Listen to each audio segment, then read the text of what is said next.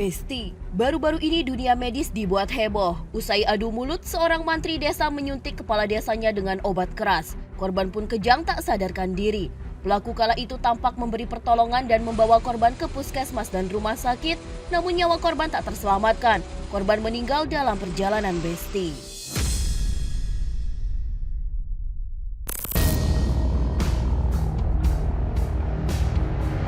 Polisi yang menerima laporan kematian korban tak wajar segera bertindak. Sang mantri yang suntik mati kepala desa ini pun langsung diciduk di rumah sakit.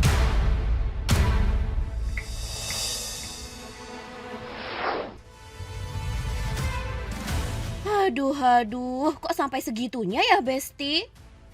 Selidik punya selidik, awal kisah perseteruan keduanya sebenarnya dimulai masalah 8 bulan lalu di desa Curug Gong, Kecamatan Padarincang, Kabupaten Serang, Banten. Korban sebut saja namanya Kades Sam, menjalin hubungan asmara dengan Novi, sebut saja begitu nama bidan desa setempat yang juga istri dari sang mantri. Tapi kebusukan pasti tercium juga. Hubungan keduanya terendus oleh Hendy, mantri desa yang juga suami sang bidan. Karena tak bisa lagi berkutik apalagi membuat alibi, keduanya lantas meminta maaf dan berjanji menyudahi hubungan ini. Besti, janji tinggal janji. Pasangan yang dibutakan asmara ini malah semakin mesra. Terbukti dari foto-foto syur keduanya yang ditemukan sang mantri di HP baru sang istri. Geram berbalut amarah pun meradang. Hendy segera menyiapkan jarum suntik dan mengisinya dengan 2 cairan injeksi dari golongan obat keras. Ia pun kemudian menuju kediaman Sam, selingkuhan istrinya.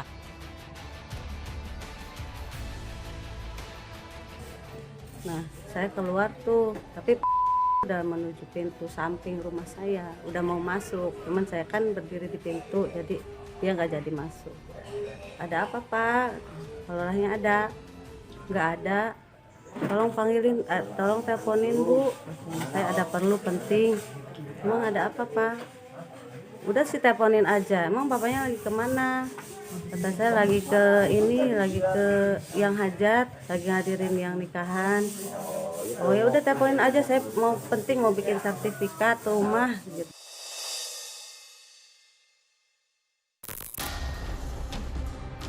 Besti, tak menaruh curiga, istri sang kepala desa menghubungi suaminya dengan telepon selulernya. Tak lama kemudian, Sam pun tiba dengan seorang warga. Namun dengan alasan ingin mau berbincang pribadi, istri dan sahabat Pak Kades diminta menjauh. Nggak tahu, saya ngedengar. Berarti Bapak di luar? Luar paling 3 meter ya. Suruh keluar sih saya. Disuruh keluar sama siapa Pak? Sama pelaku. Bapak keluar dulu karena ada urusan penting sama Pak Lurah. Dia ngambil ini ya, pancebin ke sini. Tahu kiri ya ini. Iya, ini. Ngambil apa itu Pak? Ngambil suntikan.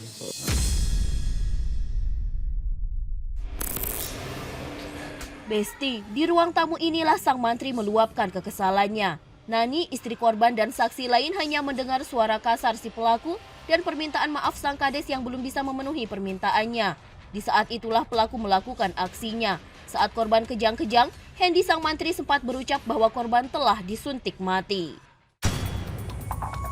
Besti, sambil menunggu proses toksikologi forensik dari kedokteran forensik dan mediko-legal Rumah Sakit Polisi Polda Banten, Polisi Resort Serang Kota terus mengumpulkan keterangan saksi dan bukti-bukti di lokasi kejadian dan tempat praktik sang mantri. 7 orang saksi, baik itu istri pelaku, istri korban, maupun beberapa saksi yang ada di tempat kejadian saat penyuntikan puskesmas dan rumah sakit telah diperiksa oleh petugas kepolisian. Setelah tersangka melihat foto-foto tersebut, timbul emosi pada diri tersangka. Kemudian beberapa saat setelahnya tersangka berangkat menuju ke rumah korban. Namun sebelum tersangka berangkat ke rumah korban, oleh tersangka telah mempersiapkan jarum suntik yang di dalam jarum suntik tersebut diisi oleh 2 jenis zat cairan. Untuk lebih jelas apa jenis zat cairannya akan kami sampaikan setelah pemeriksaan dari ahli Balai POM.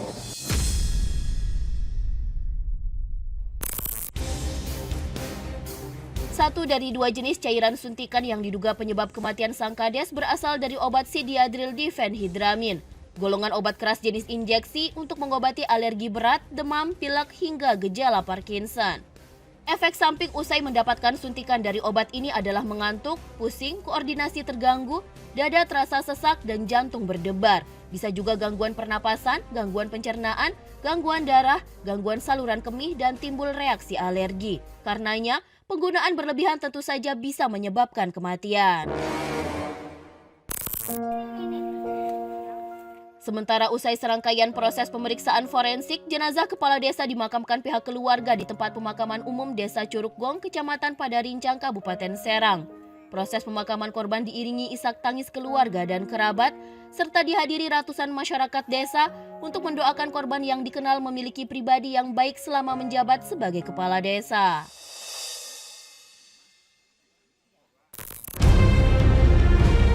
Sementara di Mapolres Serang Kota, pelaku mengakui bahwa motif perbuatannya adalah akibat terbakar cemburu.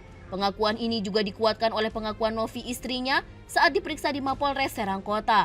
Sang bidan mengakui adanya hubungan asmara di antara dirinya dan kepala desa.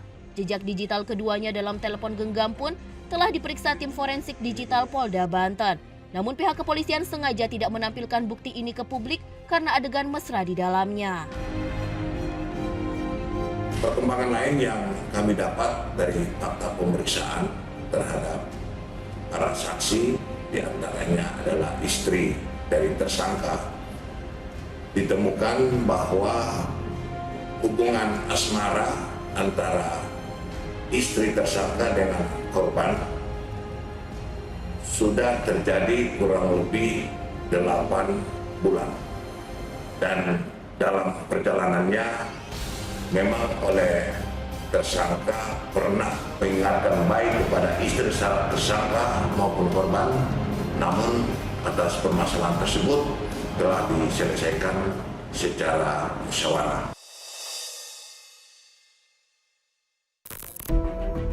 Meski demikian, isu perselingkuhan ini dibantah pihak keluarga melalui kuasa hukumnya. Menurut keluarga, korban merupakan sosok suami dan ayah yang bertanggung jawab dan setia dengan keluarga. Tidak pernah dan mungkin melakukan aksi perselingkuhan seperti yang dituduhkan pihak tersangka. Keluarga menduga ada motif lain dan sudah direncanakan sejak lama.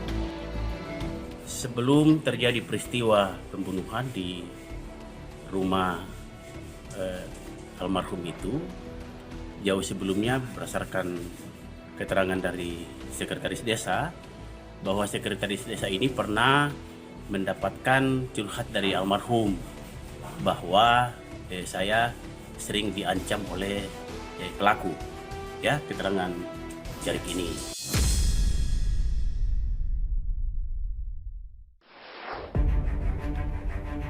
Besti, dengar-dengar nih, isu perseteruan keluarga keduanya memang sudah berkembang sejak lama.